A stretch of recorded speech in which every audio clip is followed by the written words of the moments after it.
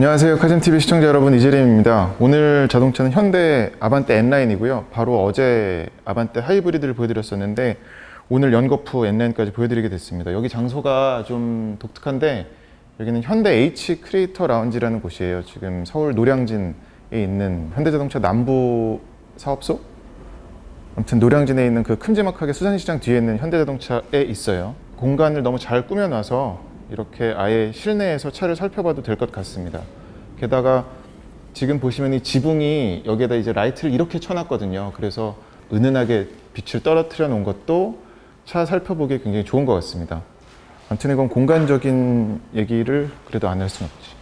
여기 보시면 그래서 뭐 간단히가 아니라 즐길 수 있는 뭐 여러 가지가 준비가 돼 있어요. 아무튼 아반떼 N라인 같은 경우는 어제 보셨던 하이브리드와 볼 때 차이점이 그래도 제법 있습니다. 아반떼 안에서 가장 고성능 모델이다 보니까 지금 색깔이 단지 파이어리 레드 때문이 아니라 앞에 일단 전면 범퍼부터 보시면 이런 것도 지금 안개등 다 없애버렸죠. 소나타 센슈스에서 봤었던 것처럼 이런 범퍼도 하이그로시의 독특한 무늬로 바뀌었습니다. 그리고 여기도 이런 화살표가 들어가 버렸네. 엔진 성능부터가 뭐 204마력 가장셀 뿐만 아니라 외모도 그런 성능에 어울리지 않나, 성능에 어울리게끔 만들지 않았나 싶어요. 이런 데도 보면 에어댐까지는 아니어도 뭐 이런 요소들도 더했고, 또 휠 디자인도 지금 이거는 N라인 전용 휠입니다. 그래서 18인치가 들어갔고요. 어제 아반떼 하이브리드 같은 경우는 17인치가 인스퍼레이션에서도 택할 수 있는 가장 큰 사이즈였었는데 아반떼 N라인 같은 경우는 18인치입니다. 근데 휠 폭은 같아요. 235, 40R 18이니까 편평비만 다릅니다. 그리고 타이어도 다르죠. 벤투스 S1 AS입니다. 그래서 타이어부터가 좀 더 스포티한 그런 그립 위주의 타이어를 끼웠고요. 그런 차이가 있어요. 그리고 저 사이드미러 캡도 이런 하이그로시죠. 개인적으로는 하이그로시는 별로 안 좋아하는데 안에 쓰였으면은 우리가 손가락으로 자꾸 만지면서 지문이 묻어가지고 아니면 먼지가 껴가지고선 그게 지저분해 보여서 그게 눈에 걸리는데, 그래도 바깥에서 이렇게 쓰여가지고 뭐 사람 눈에 좀 잘 띄겠죠. 그리고 더 싸나워 보인다고 해야 되나, 그런 요소로도 작용을 합니다. 옆에서 볼 때 특징적인 변화는 눈에 띄는 건 딱히 없어요. 이 사이드미러 캡이랑 그리고 이 밑에 도어 하단부에 들어간 사이드 스커트 장식 정도입니다. 그리고 여기 리어 스포일러도 달렸는데 이건 뭐 그냥 쫄대 같은 겁니다. 그냥 공력 성능에 이게 도움이 될 것 같진 않아요. 그렇습니다. 이거 많이들 궁금해 하시는데, 네, 얘도 얘는 고급이 아니네요. 90일 정도니까 우리나라 휘발유면 일반 휘발유 넣어도 되겠습니다. 근데 유럽 가면 E5, E10이니까 여기서는 좀 달라지겠구만. 아반떼 N라인은 앞보다는 뒤에서 봤을 적에 디자인적인 변화가 확 눈에 들어와서 그것 때문인지도 모르겠어요. 뒤에 어떤 N라인 배지 같은 게 붙어 있는 건 전혀 없습니다. 근데 보기만 해도 리어 스포일러도 그렇고 하단에 들어간 이 리어 디퓨저 요소, 그리고 머플러도 2개죠. 트윈 머플러가 들어갔고,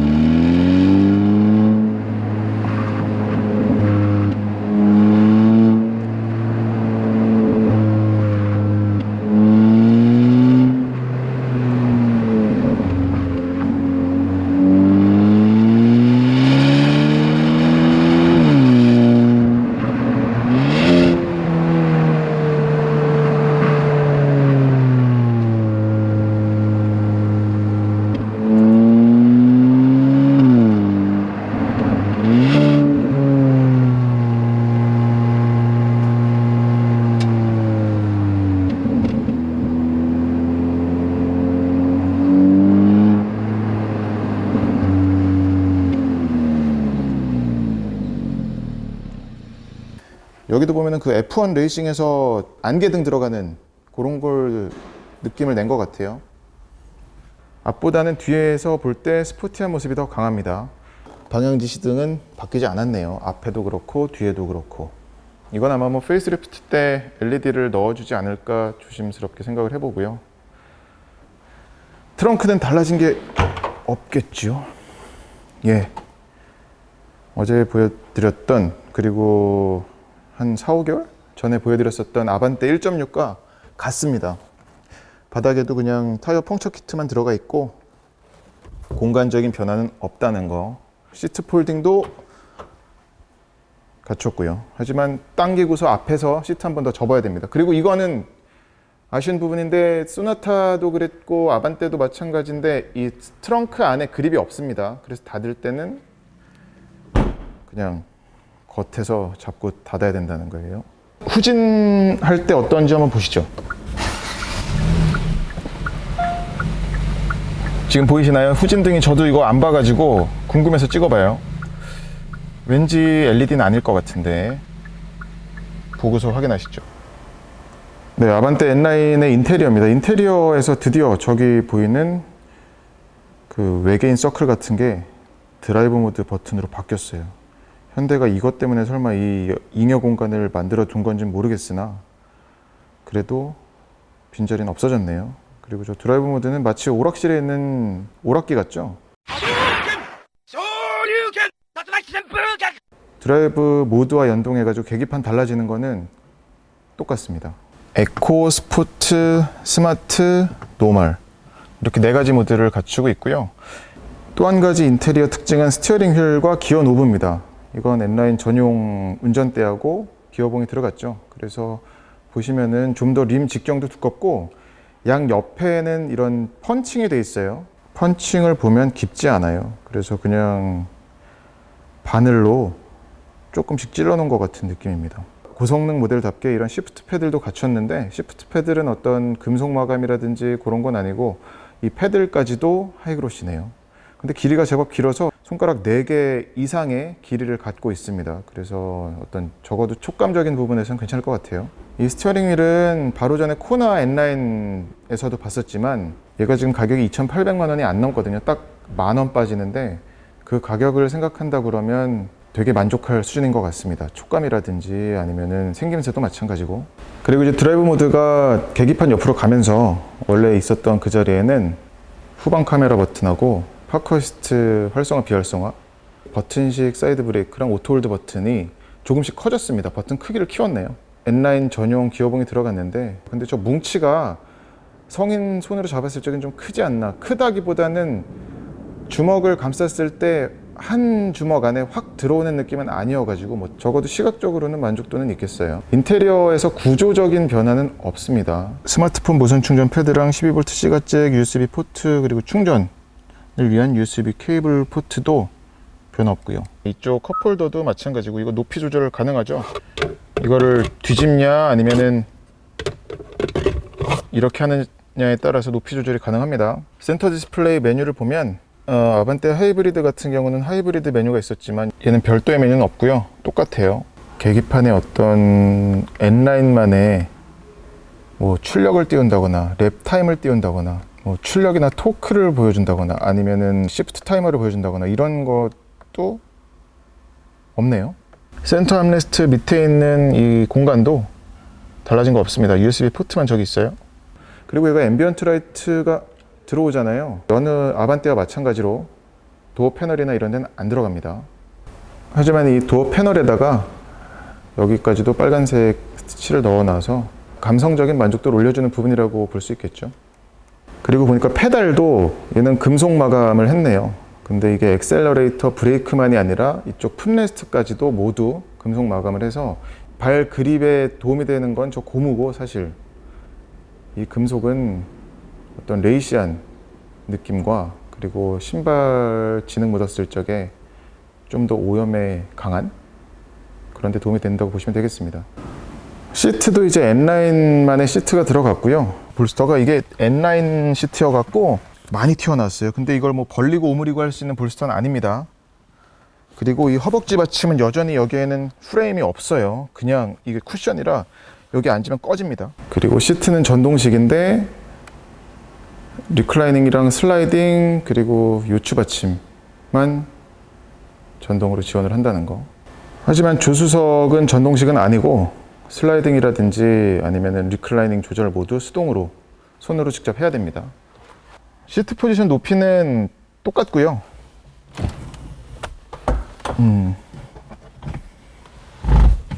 예, 시트 변화 폭도 똑같습니다. 조수석도 마찬가지고 2열 공간도 차이 없습니다. 시트가 달라졌거나 그런 건 없고, 눈에 띄는 변화라고 한다면 저 빨간색 스티치 빼고는 매트도 지금 일반 매트가 아니네요.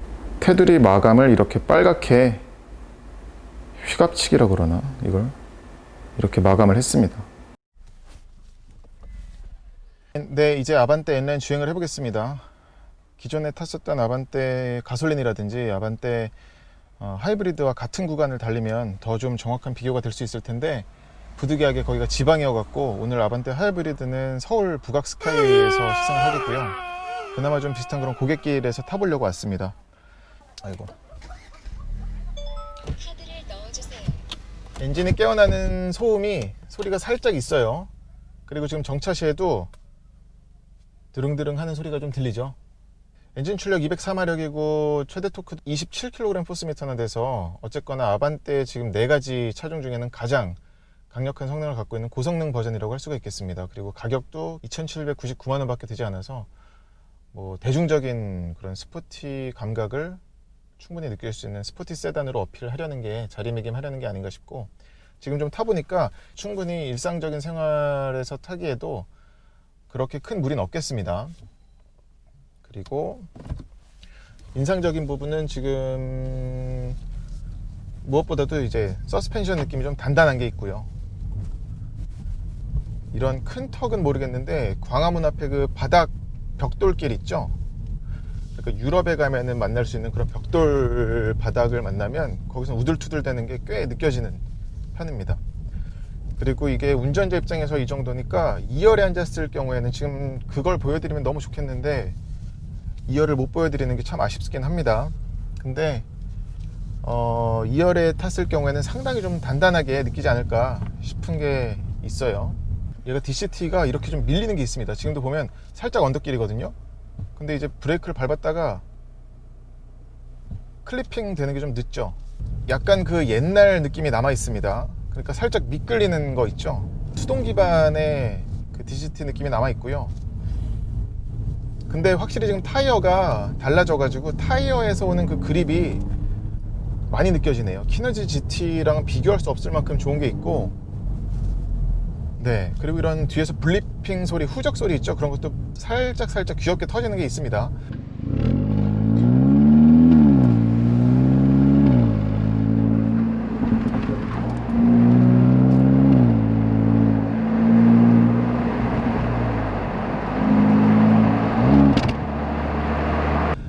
그러니까 어디까지나 얘는 뭐 벨로스터 N처럼, 그러니까 N카가 아니잖아요. N라인이다 보니까 여기서 이제 타협을 한 거죠. 일상생활 뭐 한 50%, 스포티한 거 50%, 이렇게 50%씩 절반 한 게 아닌가 싶은 생각이 들 만큼, 스포티한 감성만큼이나 일상적인 생활에서의 활용도도 충분히 있겠습니다. 그리고 이 스티어링 휠은 코나 때도 느꼈었지만 손으로 잡았을 때 아주 느낌이 좋아요. 나무랄 데가 없습니다. 이 시프트 패들까지 갖춰서 이것 역시 운전의 어떤 감성적인 운전 재미를 한껏 끌어올리죠.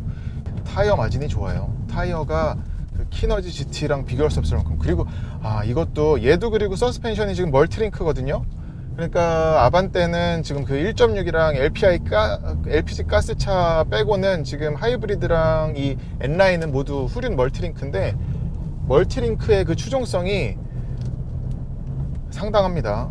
그래서 잘 세팅된 토션빔은 일상적인 주행에서는 멀티링크의 70%는 저는 비슷하다라고 생각은 하는데, 어제 그 아반떼 하이브리드도 그렇고 아반떼 N라인도 그렇고 하체 느낌이 1.6 탔을 때 그 아쉬운 그런 게 상당 부분 해소가 됩니다.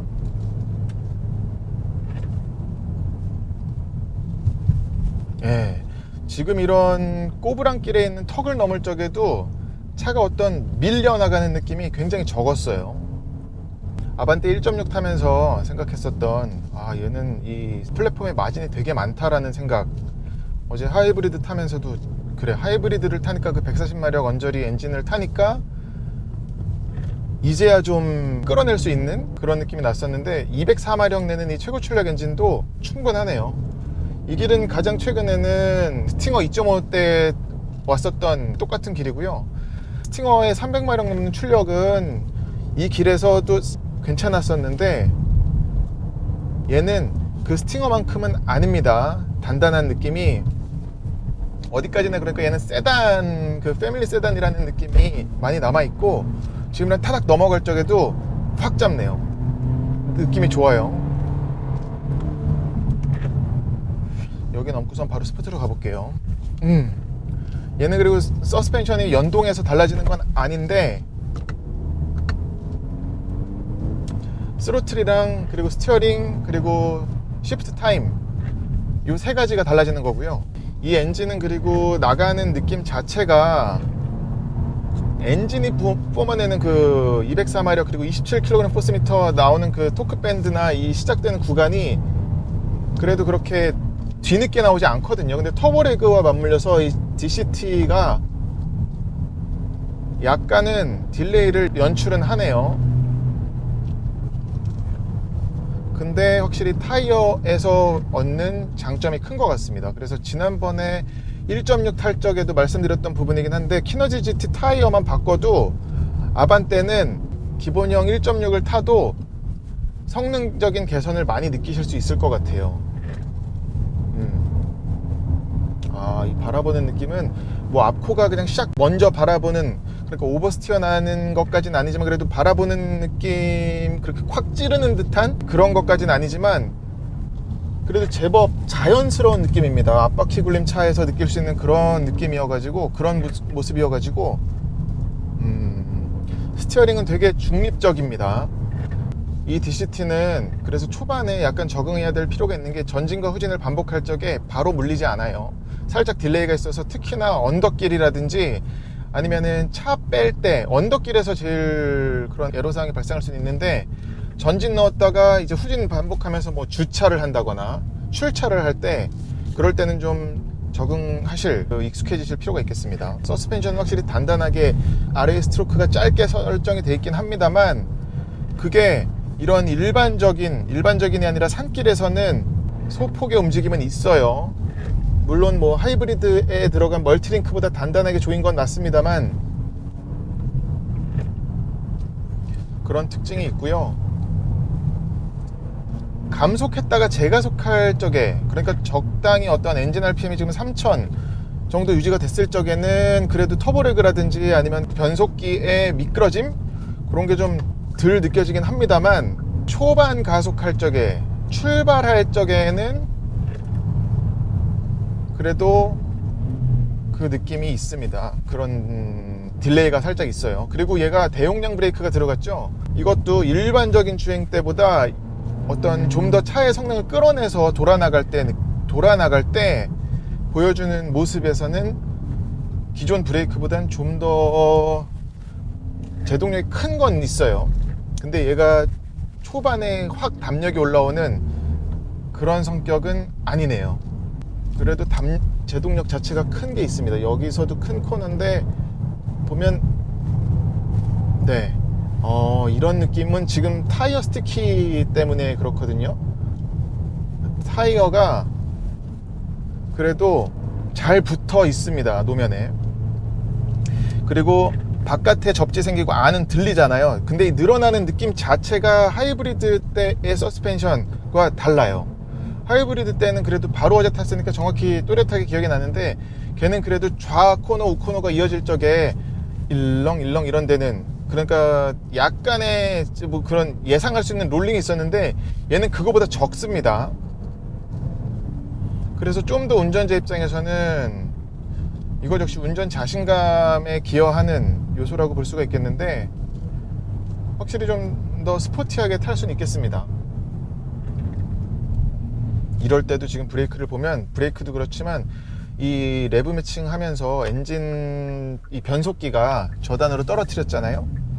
이 정도면 적당히 달리면서 그런 스포티한 감성을 느낄 수 있는 차의 모습이 된 것 같습니다. 근데 이 정도 타봐도 저는 어제 생각과 별로 달라진 건 없는데 예상했던 모습이어가지고 딱 아반떼는 하이브리드가 가장 만족도가 높을 차인 것 같습니다. 물론 뭐 차의 만족도라는 거는 개개인의 차이가 생길 수는 있는데 아반떼 하이브리드의 그 성능과 효율성 그리고 승차감을 볼 때는 운전자만이 아니라 아반떼 하이브리드는 동승자들의 만족도가 되게 좋았어요. 특히나 뒷자리에 사람을 태웠을 때 그 시트의 형태도 그렇고 공간도 그렇고 승차감이 굉장히 좋다고 다들 일관되게 말을 해서 이 정도면은 물론 아반떼 하이브리드가 가격은 제일 비싸죠. 충분히 저 소나타로 가기 전까지 패밀리 세단의 모습을 연출할 수가 있겠더라고요. 네, 이런 모습이 어떤 심하게 말려들지 않아요. 그래서 운전자가 예상할 수 있는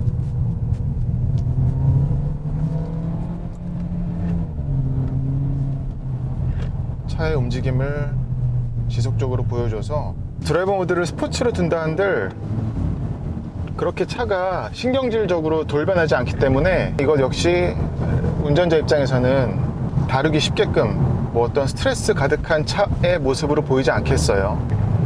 네, 이상으로 현대 아반떼 N9 시승은 마치겠고요. 영상이 도움이 되셨다면 구독과 좋아요도 부탁드릴게요.